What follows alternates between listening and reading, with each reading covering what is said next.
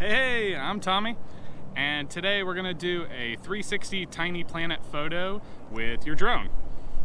It should look like this by the time we're done with it, and this can be done with most drones. I know Autel will support it, DJI will certainly support it. I'm using a Mavic Air 2 for the example, and yeah, it should be a pretty quick one. You just need a drone, obviously, and Photoshop to create this, so let's get into it.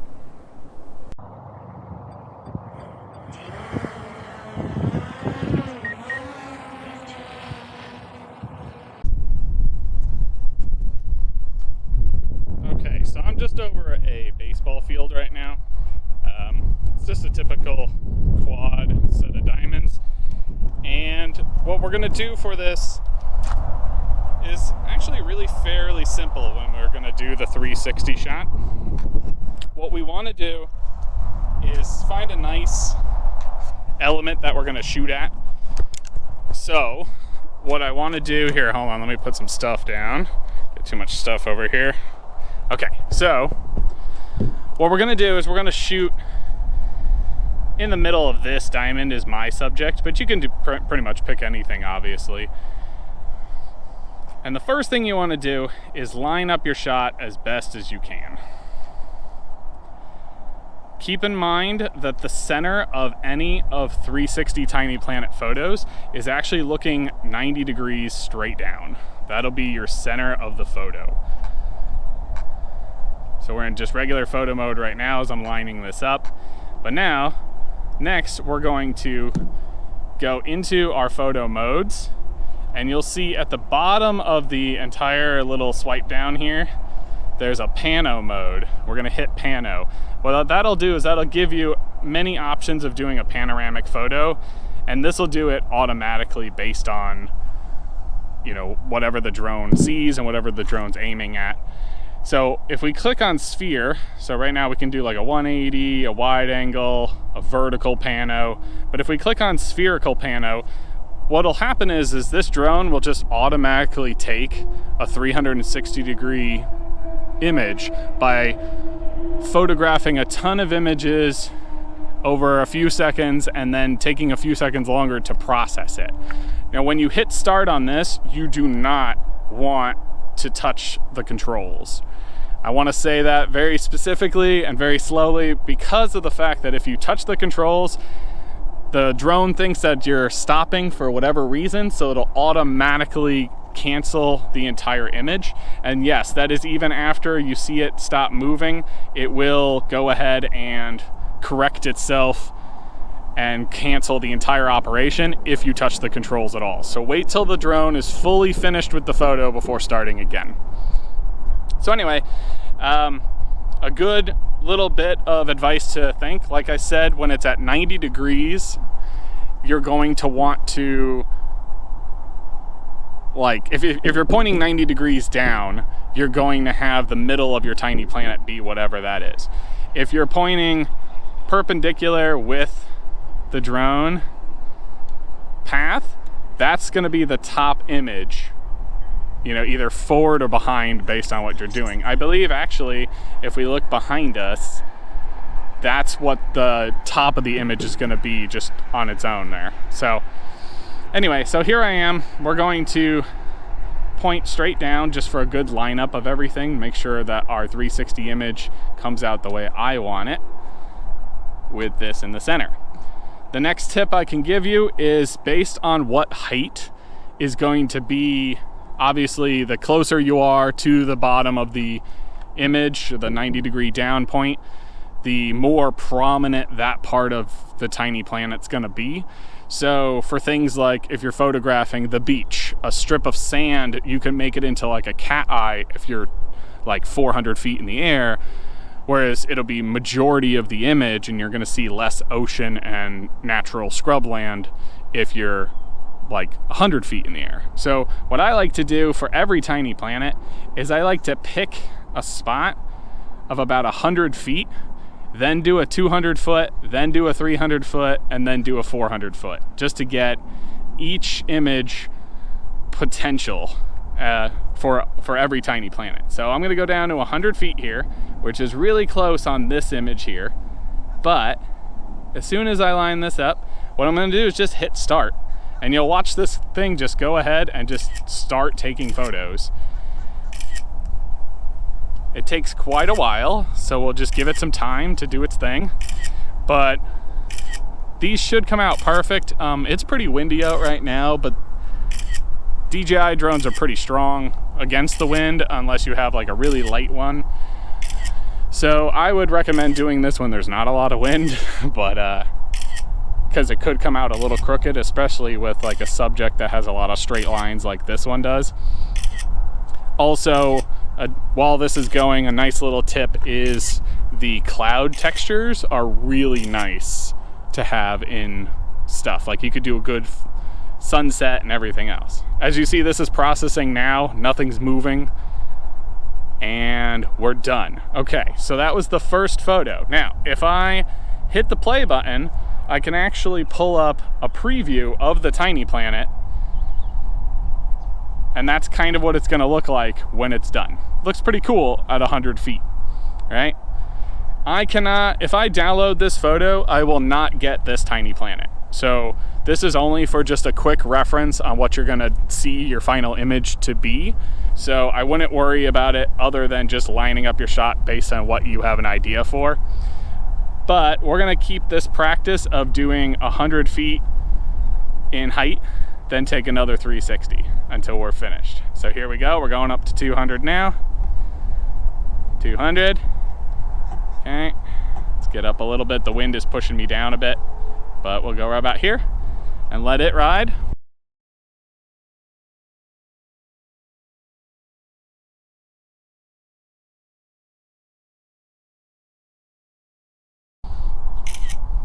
So you see about 50% of it is the photos, and then it goes back to normal, but you don't want to touch the camera at all. You want to leave the drone exactly where it is and let it process the image finished. All right, so I'm gonna speed up the next two photos. We're gonna do another 100 feet to do a 300 foot and then a 400 foot.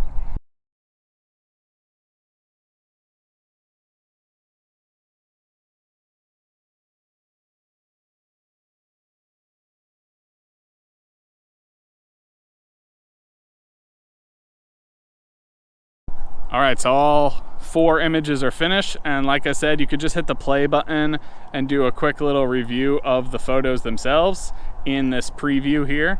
So we got that one. You can see it gets closer and closer and then closer. So boom, boom, boom. And you just kind of can choose which ones you like based on whatever you're doing. So now we're gonna go ahead and land this guy, and so let me go ahead and hit downward.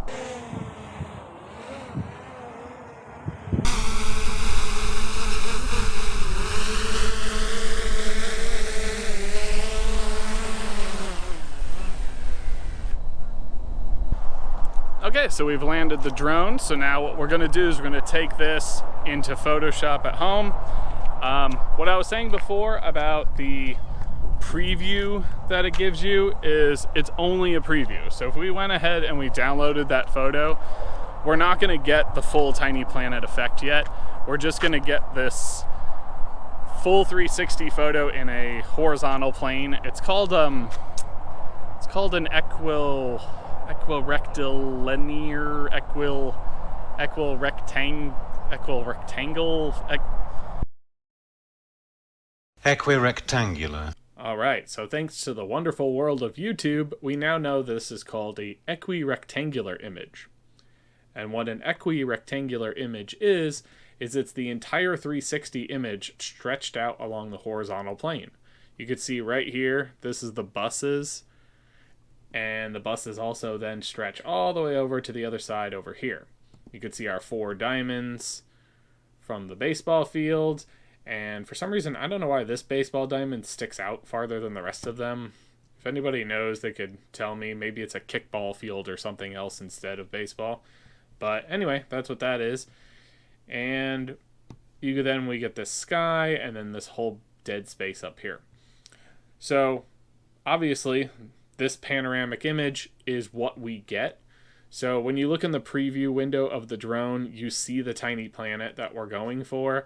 However, when you unload the photos out of the SD card, this is the final result that comes out of the camera. So we are going to need to change this into a tiny planet. And the first step before we do anything after putting the photo into Photoshop is make a copy layer. You always want to make a copy layer before we do any photo work, because the bottom layer can then be left alone in case you royally mess up whatever's in the front. And you can just delete that and start over and not lose any editing problems like destructive edits or anything else that you might do. So anyway, so we have this here, and the first step is image to image size. Now you'll see with image size we have our width is 8192 pixels and our height is 4096 pixels. So the 4096 is the shorter edge here and the 8192 is the huge edge. We actually want to take the short edge and mirror it up here. So we're going to take the width and just change the number on the width to whatever the height says. So this could be any number, but this number and this number need to match. The reason why is when we hit OK, we'll get this beautiful square, and the image is now squished together. So it's now more like an equirectal, whatever, square image. So we're going to use that now instead. All right, so next up we have our really crucial step, and I'll get into why this is really important after we create the tiny planet. I'll show you why. But first we're going to want to take the whole image and go to image rotation 180 degrees. Flip the whole thing upside down. Once this is flipped upside down, we then can just do one more step to turn this into a tiny planet. We're going to go to Filter, Distort, Polar Coordinates. Then you're going to make sure that the rectangular to polar setting here is set and selected. And then just hit OK. And boom, we have our tiny planet. Now this is the one that I took from 300 feet in the air, so I have a lot more of like this extra detail on the outside, which is what I'm going for, and just a little bit of this. And if you look really closely, we have our diamonds here, right? But then this square here is where my 90-degree pointing straight down marker was. So when the drone was pointing, that's exactly where we wanted it, and so we're good. Also, as you can see now, the reason why I was saying things like sunsets and cloud textures are really good is because they all show up just circling around the edge of the tiny planet, and it just looks really nice. You can also see this extra space up here just kind of gets stretched out into all sorts of whatever. So we're just going to go ahead and put a 1:1 square ratio crop and just come down and get rid of all that. I usually go just a little bit past those edges so that there's only these corners here that have the soft edge. Hit OK. And there we go. That's our whole tiny planet. You can see it's got lots of detail. It's really cool. Here's our nice dead center point that we had when we were 90 degrees pointed straight down. And this is a full functional photo once I save it. So I could do anything. I can like add a little bit of contrast and just make it like a little bit more textured, you know. Could do anything like that if I really wanted to. And that's it. So let's go ahead and we can now save this if we want. But I also want to show you why, if we go back to the layer here that was upside down to make the tiny planet, right? So actually, let me go ahead and get rid of all of this and go just to the biggest screen of that. So here we are. So now we have a big square upside down ready to go. Now what if we rotated this to be right side up? And this is why I said this step is really important. So say I forgot to rotate this upside down completely and I just left it right side up. Well, if we went to Filter, Distort, Polar Coordinates, made sure rectangular to polar is set, and hit OK, we get this very interesting inverted image. So now the image is where the sky is the sphere And the outside is anything else that we had in the shot. You could actually see the 4 baseball diamonds, including that really oblong one there. And then this like edges of the center point that we had set. So this got really distorted in a kind of unique way in its own right. You can use these as all sorts of different kinds of things. But just keep in mind when you do that, you will have the dead space that was on the outside corners. Now there's an additional piece because it is now converted to the center as a circle. So usually what I like to do for stuff like that is you can put like creative words or a logo, or even the tiny planet again just inverted the other way and put that in the middle here. So then you get kind of like an inception photo. So there's a lot of little different options that you can do here, but really what makes the difference is flipping it upside down or right side up. And then that's pretty much it. So this is our tiny planet. We have this nice little like ordeal here where it's all great, and we can rotate that if we want to. I mean, any kind of rotation will work too, because look, now I can put the clouds on the top here, or I can just move this over and put the clouds on the bottom for whatever reason. You know, I don't necessarily have to leave it exactly where it was whenever I do something. I could always just manipulate it as I want now, because our final photo is like this.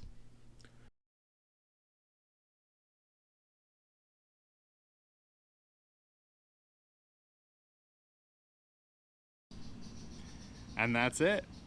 So if you learned anything from this video, please go ahead and give me a like. Also, don't forget to leave a comment down below if there's anything in the photography world that you'd like me to make a tutorial on for you. I will be trying to post a lot more videos photography related as much as I can on this channel, so please also hit that subscribe button if you'd like to see more of that. So anyway, I hope you liked the video, I hope you got a lot out of it, and I will see you in the next one. Have a good one.